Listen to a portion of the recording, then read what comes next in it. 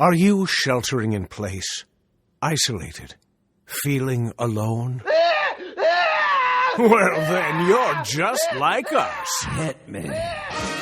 From Studio P in Sausalito, the home of the quarantined hit, it's time for... Succotash Shut-In, the Soundcast Stimulus Package featuring snippets from comedy... Soundcasts. And now, here's your host for this episode, Marc Hershon. Thanks, Bill Haywatt. Welcome to Epi203 of Succotash Shut-In, the Soundcast Stimulus Package. I'm Marc Hershon, switch-off co-host with Tyson Saner, each of us taking every other week to do the show. That way we can bring you fresh succotash every week as we do our best to ride out the pandemic lockdown together. I am actually recording this from Studio M, my Mazda CX-3, and you may hear some traffic noise or some wind going on. It's a little blustery here in my neck of the woods, so pay no attention to that. The aim of this season of the show is to bring you short snippets of a variety of comedy soundcasts, a kind of Whitman's sampler of funny, so you can then track the ones down that you like and grab their full shows to enjoy them as you will. To make it even easier for your Soundcast safari, if you click on over to our home site, succotashshow.com, you can easily get to each show that we talk about by clicking on its title there. I've decided to go with a kind of TV-themed rack of Soundcasts to play for you in the next half hour or so. We have Office Ladies, Fake Doctors, Real Friends, The Darkest Timeline, and Bonanas for Bonanza. This episode of Succotash is sponsored by Henderson's Pants' new Foggy Bottom Britches and also TrumpPoetry.com. All right, let's hit the clips. If you were a fan of TV's The Office, especially the American version of Ricky Gervais's genius mockumentary Brainchild, or have thought about jumping in to fill up those long days and nights of sheltering in place, Office Ladies is the perfect watch-along soundcast. It's hosted by Jenna Fischer and Angela Kinsey, who played Pam Beesley and Angela Martin, respectively, on the show. And it's an episode-by-episode, one-for-one breakdown of the entire run of the TV show, which ran from 2005 to 2013 on NBC. One of the most recent shows tracked the season finale episode of Season 2, entitled Casino Night, which had been written by Steve Carell, who not just played but embodied Michael Scott, the boss of The Office. And they had a special guest for this episode, John Krasinski, who played Jim Halper, who ends up marrying Pam on the show. In this clip, John and Jenna reminisce about when they first auditioned together for The Office, which is the very first time they met.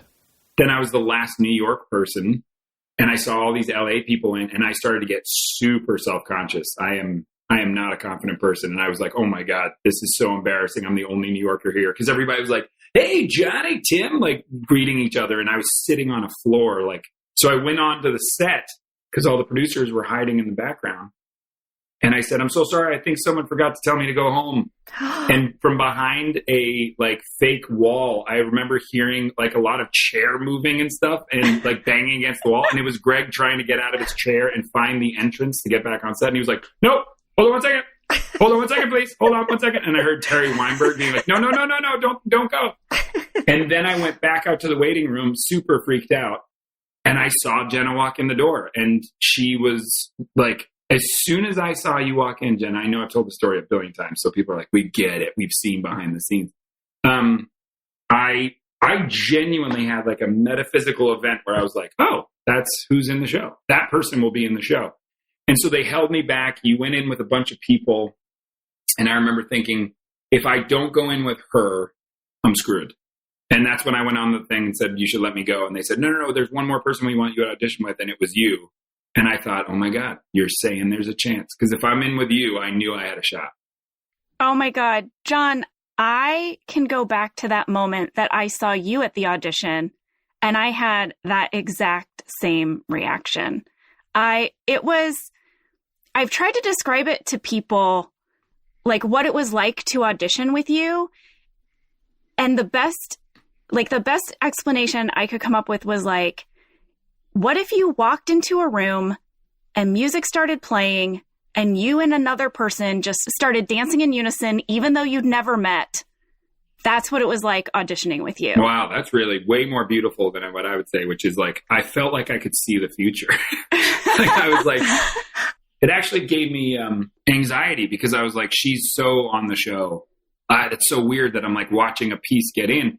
And I remember, I'm sure you remember too, but after our audition, and I loved auditioning with you, we were walking through the kitchen. And I said, because that was the way out. And I said, I just got to let you know, I think that you're going to get this part. You're perfect for this.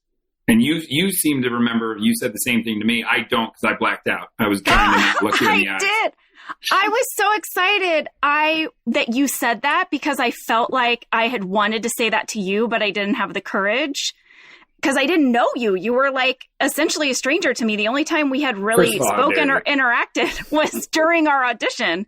So we were kind of silently walking back to the kitchen, and I was thinking in my head, should I tell him I think he's the best Jim? Is that appropriate? Should I say you're the best Jim? You're going to be Jim? Or is that bad form? I don't know. What's the etiquette? And so when you said, I think you're going to get the role of Pam, my memory is that I was like, oh my God, I think you're going to be Jim. You're the best Jim. You're my favorite Jim. Like that I just like blurted. I had like this just I was having a nosebleed at that time. Don't remember much. Now, Jenna and Angela have been doing the show via Zoom since April when the versions they'd done in the studio ran out. And if you haven't caught John's weekly YouTube SGN videos, which stands for Some Good News, you're missing out on some great spirit-lifting news about what people are doing during the COVID-19 crisis to help others.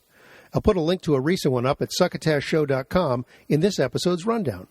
The home site for Office Ladies is earwolf.com, but you can find them on Apple Podcasts, Spotify, Stitcher, and more. And if you're a Stitcher Premium subscriber, you get the shows without commercials and with some bonus stuff, too.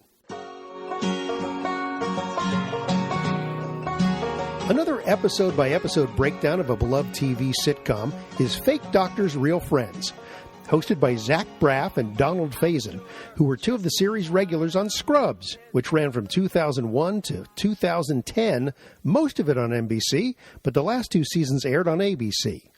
If you somehow missed this show the first time around, it did debut almost 20 years ago after all. Here's a summary from imdb.com. Set in the fictional Sacred Heart Hospital in California, John J.D. Dorian makes his way through the overwhelming world of medicine with the help of his best friend, his fellow rookie doctors, and the arrogant but brilliant attending physician he views as his mentor. Unquote.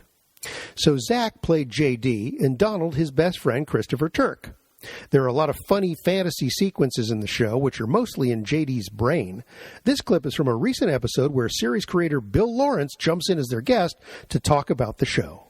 You know, I never realized either, but the janitor feels like he's a pretty good janitor, right? I mean, he's... Yeah, absolutely. I never realized until rewatching it, but like, even though he spends his entire existence fucking with me, he does his best. He's pretty much a one-man band, except for that crazy... Troy. Oh, my God. Nice pull. Yes. Except for Troy. And then Martin. Yeah. Troy was the best because Troy frustrated the janitor to no end. My favorite thing was when Troy's like, I'm going to go beat you up. He's like, that's not how we do it, man. That's not how we do it. Where it was literally like, we're better than that. Man, I enjoyed working with Flynn. I forgot about the frozen effect thing, Bill, and it's really cool. It's at 2:43. It's really done well, and I don't even remember how he pulled that off, but the foreground and background are frozen. Yeah. And whoever that was executed was really good. And then we go to the guy who's then on the other side of things, we go to the guy who's just frozen and doing a horrible job trying to be frozen without any I know. You know what's really interesting is that one of the things you'll see in the first year, much like the sound effects that you guys notice, is they're drifting away.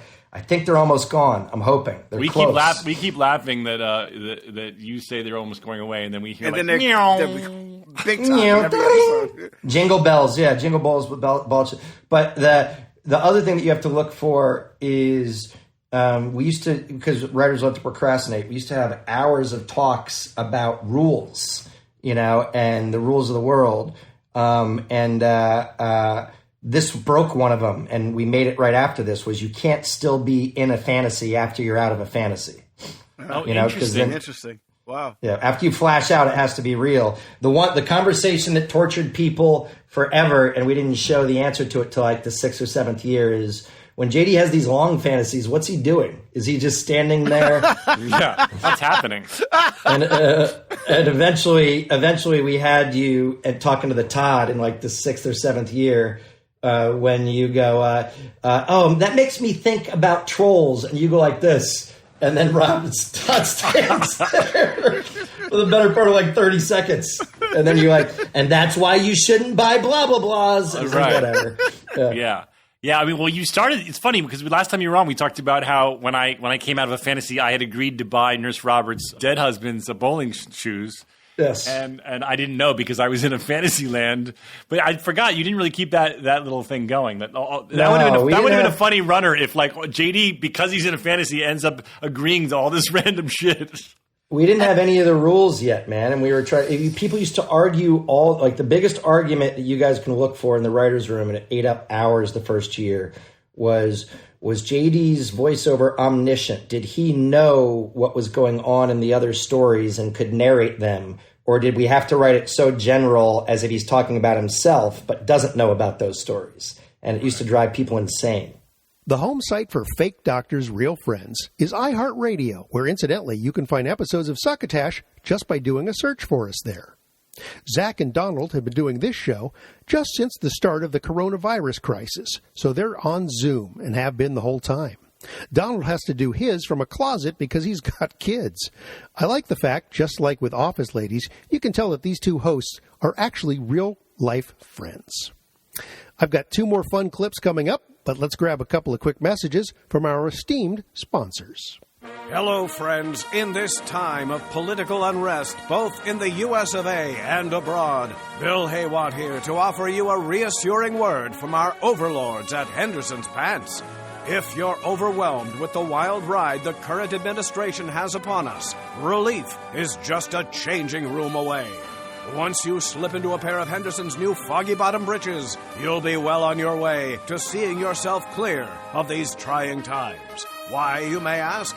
Well, because foggy-bottom breeches let you slip into any closed session on Capitol Hill, raucous caucus, or smoke-filled back room with the confidence of the majority party. You'll fit right in with that flushed look that comes from spending other people's money and an enhanced derriere that is just perfect for butting into other people's business. And right now is the perfect time to shop for your foggy-bottom breeches. Thanks to an executive order and a flurry of tweets from you-know-who, these pants are 15% off until sanity returns to the Oval Office. Originally designed for lobbyists, executives from Goldman Sachs, and the waitstaff at Mar-a-Lago, Henderson's foggy-bottom breeches are available at your nearest gerrymandered polling place. That's Henderson's, makers of empty suits and stuffed shirts since 1929. And now back to Succotash. This episode of Succotash is sponsored in part by TrumPoetry.com, a chronological ode to a fake muse. Enjoy a rhyming spin on the news of the day every day, as well as over 500 archived daily verses thoroughly covering the White House, America, and the world with a sticky caramel coating that's impossible to remove.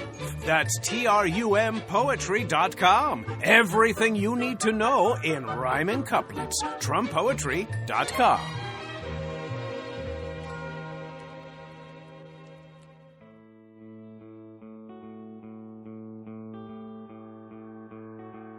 Give me your hands, show me the door. I cannot stand to wait anymore. So our next clip from The Darkest Timeline is also TV show related, but it's not a rewatch show. The title comes from an episode of NBC's Community created by Dan Harmon, who has a couple of soundcasts out there himself, including Harmontown, a show so popular it spawned its own documentary, and where the plot of it was a look at the show's characters in a comically grim alternate reality. That was this episode called The Darkest Timeline. Well, 2 of the show's stars, Joel McHale and Ken Jeong, became best friends and feuding enemies. They often take any opportunity, if being interviewed alone, to throw shade at the other. Not unlike the ongoing rivalry between Hugh Jackman and Ryan Reynolds, albeit with smaller paychecks. Anyway, they're currently Zooming together to bring this soundcast to us, and it's really more of a weekly update on the COVID-19 situation and the outlook for the future. Ken has been a doctor for many years, long before he became an actor. And Joel's been a comedian long before he became an actor. And they found a quirky mix in this show of being informative while trying to keep things as light as they can, given the gravity of the current health situation. This clip, however, is all for fun, as it's from their episode 9, which dropped recently, and features a Zoom call with pretty much the entire cast, minus Chevy Chase, and including show creator Dan Harmon. I got an envelope from Community with a form in it to send them back a check for the envelope. The price of the envelope. I said this on your podcast already, but our season 1 wrap party was on our own set, and the art department had to decorate their own wrap party. Yes. Isn't that the only one They had to clean it up. Everyone worse than they had to decorate it. They couldn't drink at the wrap party because then they'd be drinking while doing their job, which was to take down the wrap party. That's not a joke. Oh my God. That's horrible. Hey, aren't you working electrical? Give me that champagne. What are you doing? You get out of here. That's crazy. Gotta get this shit out of here when we go home. Right. It's And not Sony's like, perfect. We have our workaround. Just make the art department do everything. Like, wait, they just made a party last week. We always had a party. And we also had 5 dances. All 5 dances. 5 dances. And we were talking about that T-shirt, which we should have made. All 5 dances or whatever. Oh yeah. I just always go watching back the episodes. I'm just like, man, we got to do a lot of stuff that like children get to, like the food fights and stuff like that. I'm like, when do you get to do this all the time? Like maybe you get to do one movie or one show when you get to do one of those things, and you're like, oh, this is awesome. And I was like, no, every episode, I'm like, oh yeah, we did do that. Like we got to do that. Like it's crazy to me when I see stuff that we did on the show that if I asked for it from people that were drawing it, they would be like, no, it's too much to draw. But it's like you get the guy from Breaking Bad comes around the corner with a fire extinguisher propelled tank that he made out of desks and lockers. Yes. For a lava episode. I'm like, wait, weren't we always being told we were out of money? That's what exactly. I was watching it. I was thinking the joke the entire time was I was always hearing like, we don't have a lot of money. We don't have a lot of money. And then you're like, well, we got to build this giant chicken spaceship, like kind of thing. I truly think it was just ignorance. It was like that was my biggest defense because I didn't come up through the ranks as like a so they must have thought I was trolling them. But I genuinely would have like gaps in my logic where they would be like, well, your show costs too much money, and then I would genuinely think, okay, but it's okay because the next episode is set in a world beyond time. So like the tables will be uninvented. So they'll be like oh my God, the newspapers will be in a different language. That's cheaper, Shirley right? Island? Be like, why are you fucking with us? And Shirley Island. Shirley Island was elaborate. It was insane. Yeah. I think there was on the first paintball, I remember Pat Keeling like looked at Justin Lin and just like, you have to shut it down now. And Justin went, okay. And then he waited for him to walk out and he's like, let's keep going. And kept going. That was the first friend I ever made on that set, but you guys notwithstanding. But it was like, that was like the Russo brothers knew Justin from like film school or something, and I was like, oh great, another fucking dude from that the Russos know or whatever. And then he was like, he pulled one of those, and it was like, I was like, oh, this guy is just like a kid like the rest of us. Like he's just trying to figure out how to sneak in. Sneak it in. That was like, I want to work with this guy forever. For the record, that was Allison Brie, Danny Pudi, Dan Harmon, Donald Glover, Yvette Nicole Brown, Gillian Jacobs, and Jim Rash, plus, of course, Joel McHale and Ken Jeong. You won't get that firepower every week, but The Darkest Timeline is a good listen, and you can keep up on what's happening virus-wise.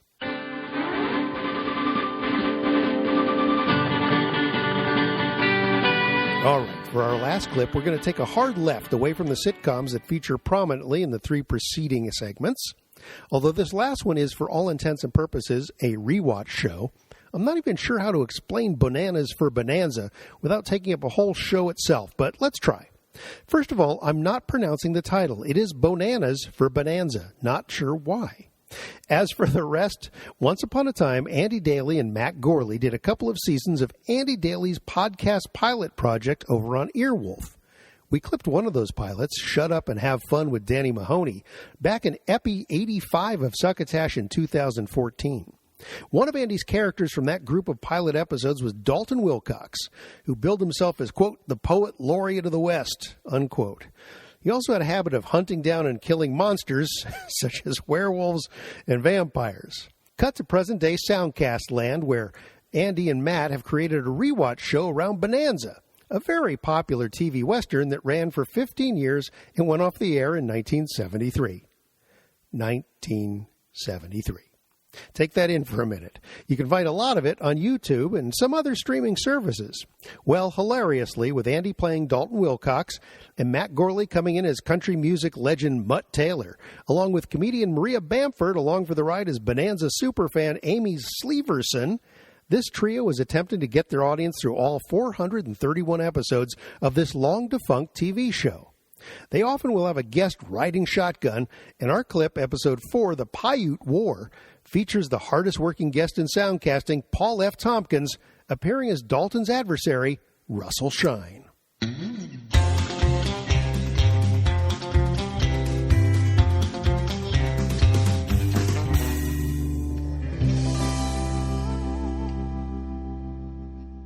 Okay, we are back. Welcome back to Bananas for Bonanza. I'm here with Mutt Taylor and Amy Sleeverson and the incompetent publisher of books, Russell Shine. And we are... publisher of good books that actually sell. Oh yeah? Give me an idea of a book that you've actually successfully sold. Anything? There was Behind the Screen Door, which was a huge success. It did very well. It's a top downloaded audiobook. Why do you need to know what's behind a screen door? You can already see through it. Yeah, exactly. And hear it. It's opaque. You can't see through it clearly unless you're right up against it. Who is? You are. I am? Yeah. Oh, I'll take one. I think you won that one. Yeah, I think all right. so too. This episode is called The Paiute War, and it has Indian savages. And they took a one-episode break. They didn't give you a note about saying Indian savages? Oh, yes, I'm sorry. It has Native American savages. It was... They did give me that note. Thank you. It's first episode had some Chinese. And then the second episode had these Native American savages. And in the third episode, there was a Mexican fella. Yeah. And he got killed. Nobody cared. And now in this episode, we're back to the Native American savages. And the episode starts. Boy, this is a damn good one. We got, we're at Wilson Station. It's the Wilson brothers. And they're haggling with some, what is it? Native American NAS. Maybe we'll call them that for short. Native American savages. Why can't you just... It's a mouthful. I wish I could just say Indians or savages or... Paiutes. Well, okay, but these weren't Paiutes. Yes, they were Paiutes. You got it. All right. I thought you loved this show. No. It's a little confusing because there's the Paiutes and there's the Shoshone. And it's like Game of Thrones, though. Just, it gets complicated. It gets real complicated. Big Game of Thrones fan? Yeah, me? Yeah. Yeah. Oh, yeah. You can't tell where God is in this episode. Good point. He's on the bench with you. Who's good and who's bad? I can't tell. Right. I bet I know. This is a complicated episode. In fact, there's a whole big chunk we're just not going to talk about because it's too complicated. But anyways... Starts out in Wilson Station, where the Wilson brothers is haggling over pelts and fabric with some Paiutes, and it's two fellas and their squaws. And these Wilsons are drunkards. And in comes a young Jack Warden. Oh, boy. Remember that actor Jack Warden? Oh, sure. Now, he was, at one time, young, evidently. I never knew that before. Yeah. Jack Warden, you probably know him from Problem Child and Problem Child 2 and Problem Child 3, Junior in Love. He's, used cars. Also... He was in a TV show in the 60s called The Wackiest Ship in the Army. What? I'm dying to see that. What's that ship even doing in the Army? Maybe that's part of why it was wacky. But it implies that there are other ships in the Army that were not wacky. It does. Or somewhat wacky. But this one takes the cake. You've got to see it. There are no native people in this episode who are actors playing people. You're saying none of the actors playing the savages were actual savages. No one is a native person. Well, that's how they used to do it. Oh, man, I wish we could go back to those days. Anyways, they have a dispute, and the drunkards, the Wilson brothers, kick the men out, and they hang on to the women for the purposes of rape. Yeah, and one of them literally just hangs on to him with both arms, both of them, and they're just kicking and screaming. And he said, now we'll have takes some away. privacy. Oh, boy. So, all right, and then we go to the Ponderosa. And we're just about ready to see a clip here. Now, we got all our Cartwrights. We got Ben and Adam and Hoss and Little Joe. And remember how in the last episode there was so much Hoss? It was all about Hoss. Sure. Hoss did a lot. So if imagine yourself watching this. This is only the 4th episode ever of Bonanza. You fell in love with Hoss last week. You really did. And failing that, you just love the ensemble of the 4 men together. That's right. That's Bonanza. That's what you come for. Yes, indeed. Mm-hmm. And then you get to see this scene right here. Watch it. Now, you boys have a good time in San Francisco. And be careful of that Barbary Coast. Don't want either one of you shanghaied. Now, boy, you just relax. If Horse gets in any trouble, I'll take care of him, Bob. Oh, you just make sure one of those spangly women don't take care of you. And get back as soon as possible. Now, business is business, but we need you back here in the Ponderosa. Now, get! And that's it for Hoss for the whole episode. That's right. He never comes back. Bonanas for Bonanza is an Earwolf show, but you can get it pretty much anywhere finer soundcasts are streamed and or downloaded, places like Spotify, Apple Podcasts, Stitcher, Google Play, and my personal favorite, the Laughable app. I'm completely operational, and all my circuits are functioning perfectly. That's going to do it for Epi203 of Succotash Shut-In, the Soundcast Stimulus Package. Episode 204 will be coming up next week with my co-host at a distance, Tyson Saner. And coming up in the next few weeks from my side of the Soundcast will likely be an interview with improv and stand-up comedian extraordinaire Greg Proops, and also a special Down Under edition of Succotash featuring clips from Australian-based Soundcasts and co-hosted with old friend of the show, Jason McNamara, a.k.a. Jabs, from Canberra, Australia. But that's in the future. For now, take care of yourself. Maintain social distance. Wear a mask when you go out. I don't care what the local governments are saying. Just use your common sense. And if you want to help cheer someone up, please pass them the Succotash. Goodbye. You've been listening to Succotash Shut-In, the Soundcast Stimulus Package, with your host, Marc Hershon. Brought to you by Henderson's Pants, TrumPoetry.com, and Imagine your company's name right here. Find us on the web at SuccotashShow.com, on iTunes, on Stitcher, on iHeartRadio, on YouTube, on SoundCloud, on the Laughable app, and tattooed on your mother's rear end. You can hear us streaming and like us on Facebook. Follow us on Twitter at Succotash Show. Email us at marc@succotashshow.com. Or call into the Succotash Skype line at our toll call number 818-921-7212. You can also upload clips from your favorite comedy soundcasts directly to us using our direct upload link at hightail.com/u/succotash. Production of Succotash is overseen by Joe Paulino through the auspices of Studio P. Sausalito, the home of the hit. Our hosts are Marc Hershon and Tyson Saner. Our musical director is Scott Carvey. Our booth assistant is still Kenny Durgis. And until next time, I'm your loyal booth announcer, Bill Haywatt, reminding you to please wash your hands and pass the Succotash. Goodbye.